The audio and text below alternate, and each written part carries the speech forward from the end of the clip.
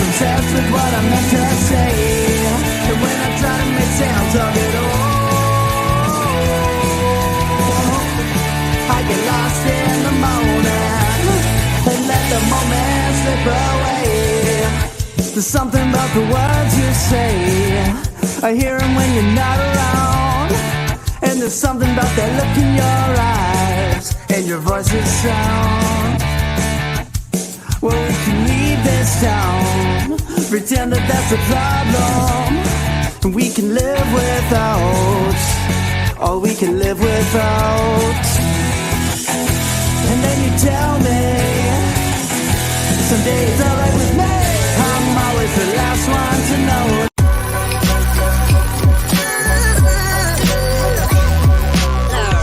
The following is a presentation of the Belly Up Sports Media Network.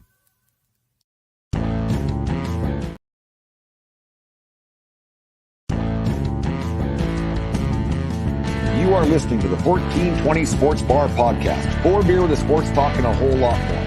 We are part of the Belly Up Sports Network. Listen in as Brent and Dave invite you to belly up to the bar with them to talk about everything in the world of sports, just like you would do at your favorite watering hole. It's sports, beer, and shenanigans. So belly up to the bar with us, grab a beverage, and let's get into it.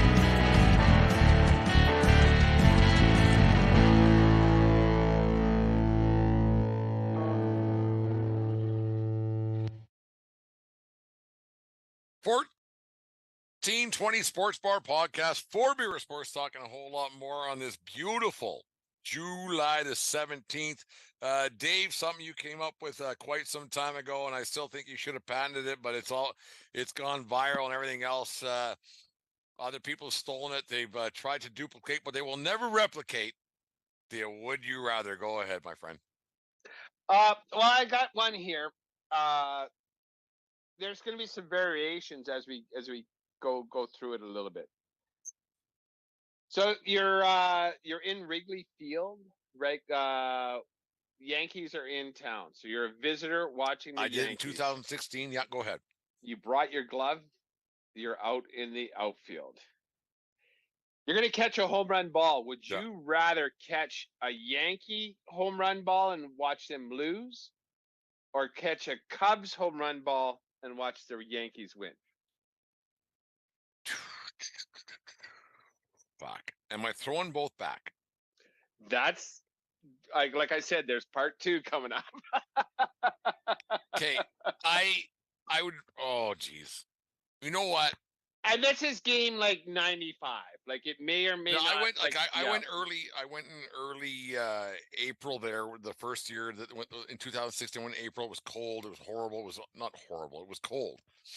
Wind coming off the lake and everything else. And the Yankees won all 3 and it was great. So I went there with the expectations to hope the Yankees would win 2 or 3 at least, right?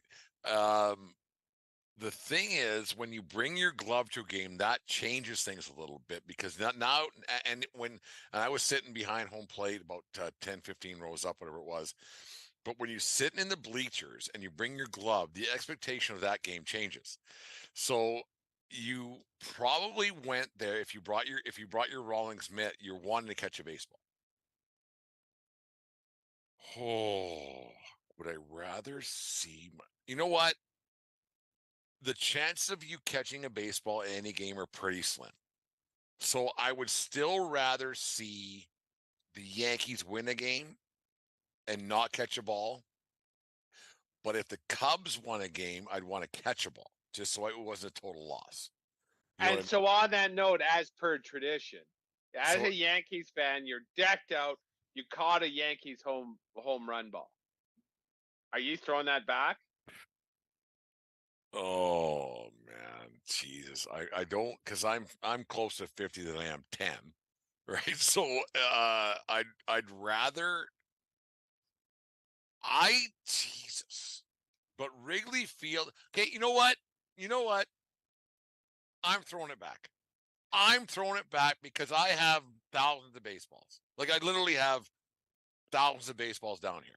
Whether they're from here, there, whatever. I have some Major League ones, some baseball, la la la la. I'm probably throwing that back because I have a story that will last forever. Because of baseball, nobody can see that baseball when I'm having a few beers. This is funny. Nobody can see that baseball if I'm with my buddies in Fort McLeod or in a ballpark at a land wherever. I can say that I caught a ball at Wrigley Field and I threw it back.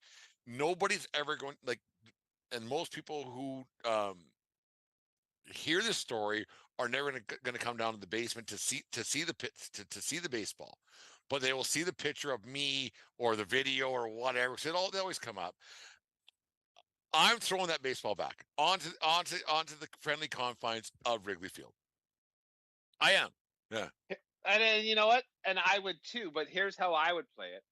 If I'm bringing a mitt to the outfield in Wrigley Field, I got a ball. I'm bringing a ball in my pocket. Oh, I know. You like that kid who gave that. I'm Kept that one. totally doing the And switcheroo. that 20-year-old girl he gave a ball to, and she was all smitten with that 12-year-old kid. Yeah, I know where you're going with this one. that's exactly what I do. Any ball, like if I caught a ball from the visiting team, I am getting that. The transfer is going to be quick, ball out. I'm going to hold it up, and they're going to say, throw it back, and I'm going to just make a big old production of it. And then Davey's drinking for free the rest of the night, and I got the ball right there in my pocket. That's not a bad move, but man, oh man, that's a shitty move because if someone sees that, man, because you go viral. I don't care. Oh, that's great. I don't mind going viral for that. I didn't cheat anybody out of anything. No, I'm throwing it away. I'm throwing it. If I'm bringing my glove to Wrigley, I'm packing a. Because the thing is, Dave, ball. the thing is with this conversation is that like if we're sitting like we don't get together much, a whole bunch more like all of our friends and you and me and say Mike Davis and Luke and Moose and la. But that's like I think like your story's really good, obviously, but I also think my story is really good too because I think like Moose especially, he'd give me shit. He goes, "You just threw it away? Like fuck, are you fucking stupid?" But now I'm part of like the history of what happens at Wrigley Field, whereas Moose would give you props as well, saying like, but give you shit at the same time, saying. Can't fucking do that. Like it's like both of our ways of doing things is exactly what you know what? It's exactly the way our friends would expect us to do it. Both of us are giving the fans what they want. Yeah.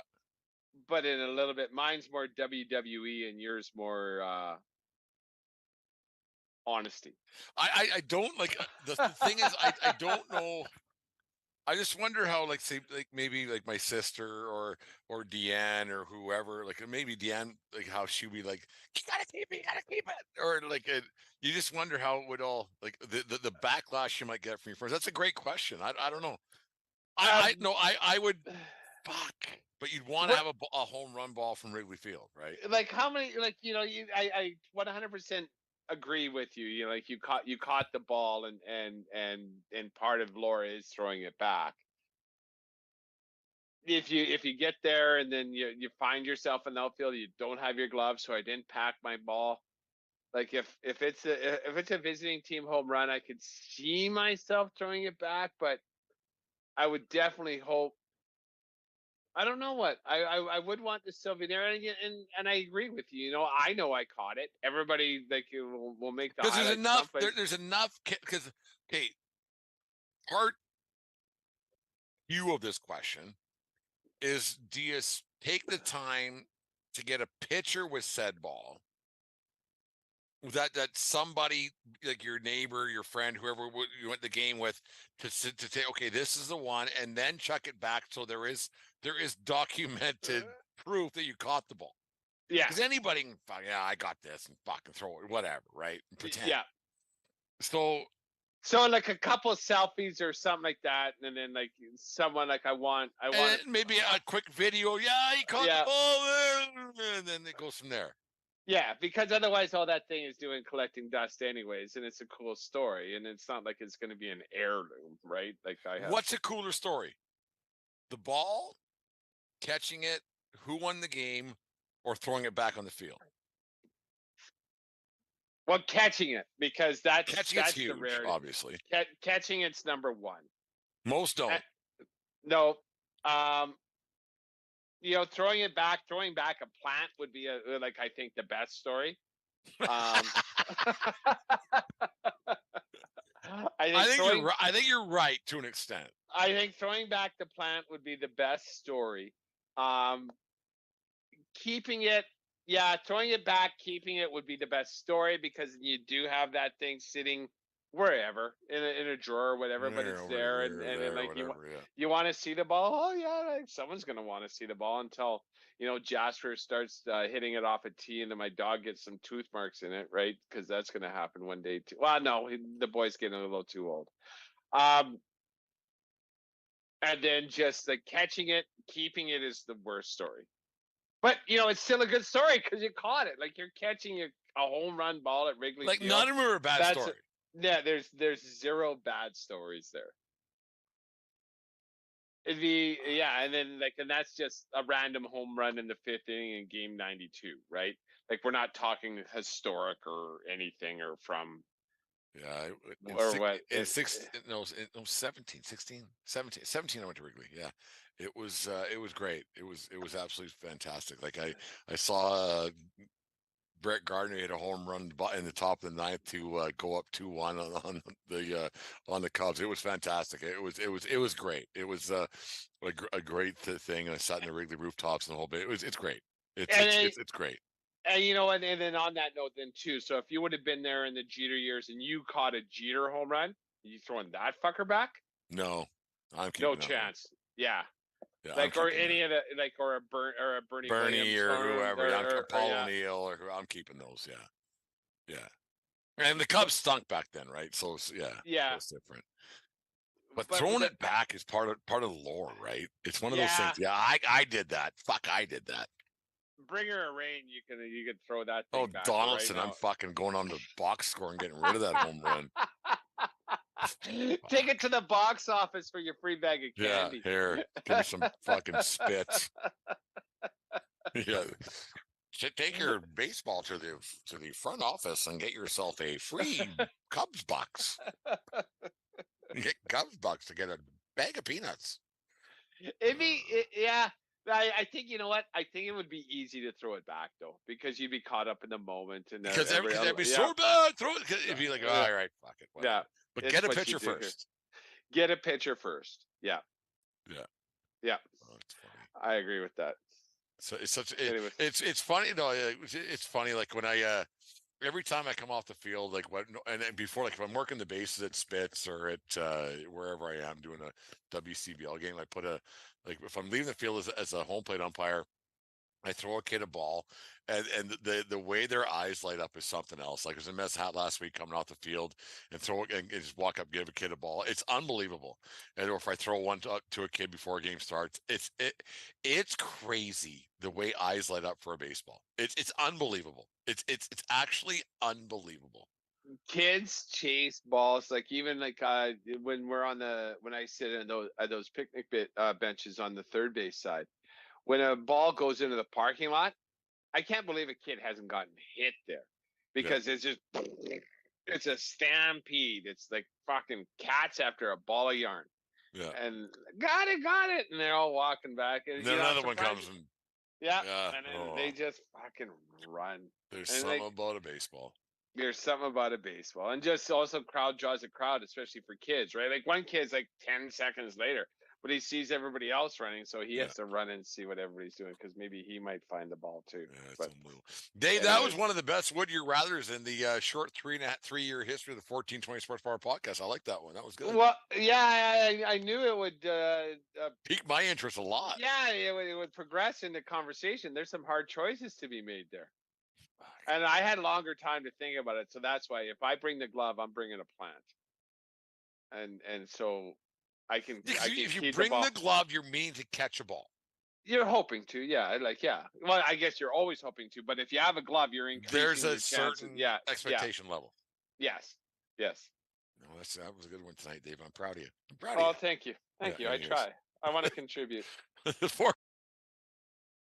SeatGeek is the ticketing app for fans like Boomstick Lady. No free throw is safe from the roar of her sticks. SeatGeek helps her find a seat in the direct eye line of the shooter so she can sit where her boomsticks make the biggest boom. Everybody okay? SeatGeek handles the tickets to sports, concerts, and more, so fans can fan. You just listened to the 1420 Sports Bar Podcast. 4 beer with sports talk and a whole lot more. We are part of the Belly Up Media Network. Let's get into it.